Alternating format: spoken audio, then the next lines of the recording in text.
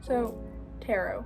What is it? How should you use it? How should you go by buying your first deck? Tarot is a divination tool used by a lot of witches and just other people in general. You can use it to ask questions about your past, present, or future, literally any other question you have. You can use it to communicate with deity, spirits, ancestors, loved ones that have passed on.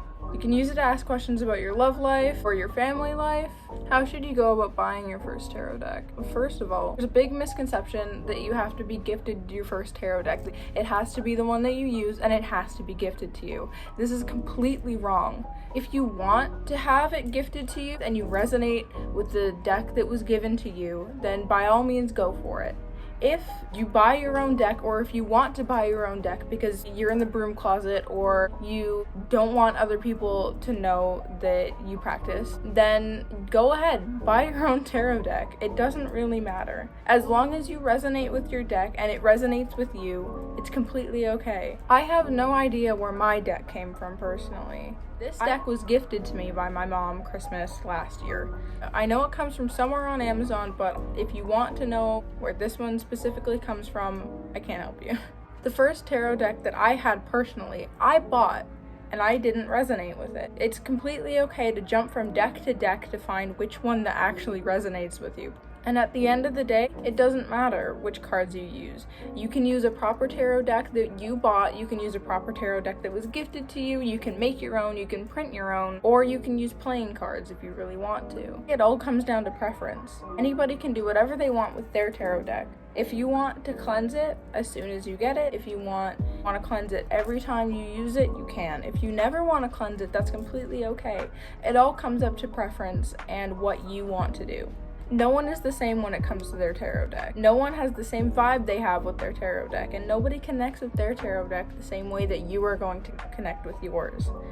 This is completely normal. If somebody else does something differently that you don't resonate with, that's completely okay, and you don't have to follow what they're doing. Go with your vibe, go with your flow.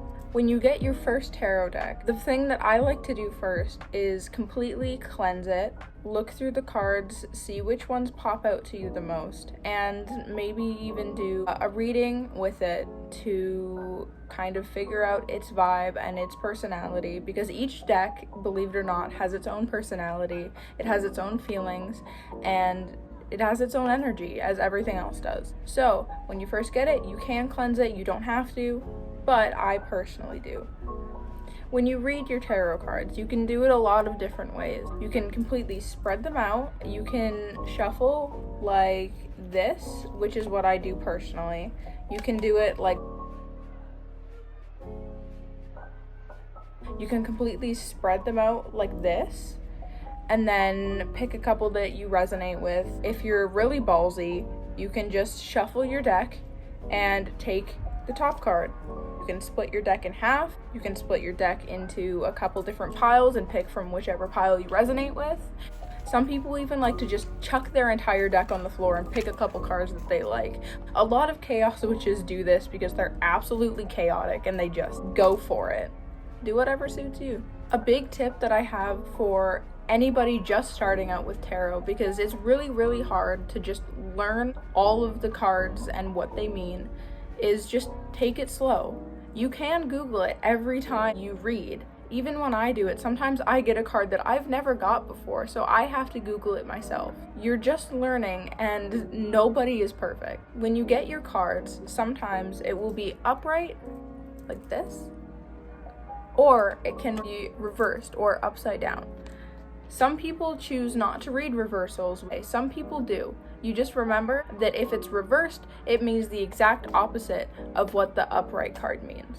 A couple websites that I personally use for interpretation when I don't know what the card means is Biddy Tarot and The Tarot Guide. They're both really good sites for seeing what the cards mean when you don't really know or you're not 100% sure and you want a really accurate reading. When you're done with your reading, a lot of people like to charge their decks or put them somewhere where they can charge by themselves. You can put them in the moonlight, or you can put corresponding crystals on top of them, or you can put herbs on top of them, or little charm bags on top of them. Whatever you want to do. Personally, I don't put anything on top of them. I just leave them beside my bedside so that they can kind of vibe with me. They're always beside me while I sleep so that they can kind of vibe off my energy. But I've had this problem happen to me before. If you leave your cards in the sun or near sunlight or in direct sunlight to charge, it most likely will bleach your cards, or it will fade your cards or anything like that. Honestly, not a good thing. A lot of people keep their tarot cards in a bag of some sort, them in satin or silk or other soft materials, or they keep them in the box that they came in. Do whatever you want to do with them, which is, honestly, I'm getting kind of repetitive with this in this video, but everything is down to preference. Everything is down to what you want to do and what you feel comfortable doing. When you read for yourself or others, you want to keep your question in your head while you're shuffling or while your hand is going over your cards or anything like that. You want to keep your question in your head. A traditional tarot deck will have 78 cards in it, 52 minor arcana and 22 major arcana. The major arcana are the big life-changing cards. They're very significant. If you pull a major arcana, something very significant is about to happen in your life. If you pull a minor arcana, then it's less important. You're going to be able to tell the major arcana apart from the minor arcana pretty easily. Major arcana has names like Death, High Priestess, things like that. Usually it's like big names, big titles, no numbers, anything like that. The minor arcana, it's the 7 of Pentacles, 7 of Wands, things like that. Tarot tends to make you feel really self-reflective. It tends to kind of slap you in the face depending on what the personality of your deck is.